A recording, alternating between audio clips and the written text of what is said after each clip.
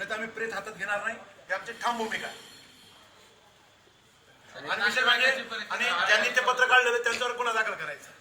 आणि आम्ही काम बंद करू त्या आंदोलन व्यक्तीने करणार जे पत्र काढलेलं आहे 5 तारखेचं त्याच्यावर गुन्हा दाखल करायचा. त्यांना कोणाचं हे गाईडलाईन होतं त्यांच्यावर सुद्धा गुन्हा दाखल करायचा. माझं वैयक्तिक मत आहे. वैयक्तिक आमच्या सर्व शिक्षकांचं मत आहे ते. वैयक्तिक माझं बिलकुल नाही. सर्व संघटनेचं मत आहे की 5 तारखेला ज्यांनी ते पत्र काढलं त्यांच्यावर गुन्हा दाखल करायचा. शिक्षकांना कवच मिळालंच पाहिजे.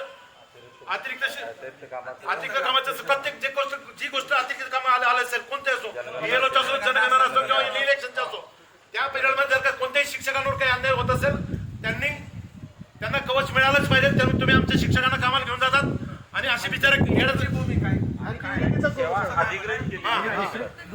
आणि प्रत्येक गोष्ट धमकी देऊन केली जाते. केलं नाही, वयोमानानुसार करत नाही. वयोमान सोडा. प्रत्येक शिक्षकाला तुमचा पगार बंद केला जाईल, तुमच्यावर गुन्हा दाखल केला जाईल. अशा गोष्टीचं तुम्ही शिक्षकाला धमकी देत असतात. जे आदरदारक शिक्षक त्यांचं जर काही काम बाकी राहिले असे अटॅक न मरतात. हे आमचं सर्व संघटनेचं मत.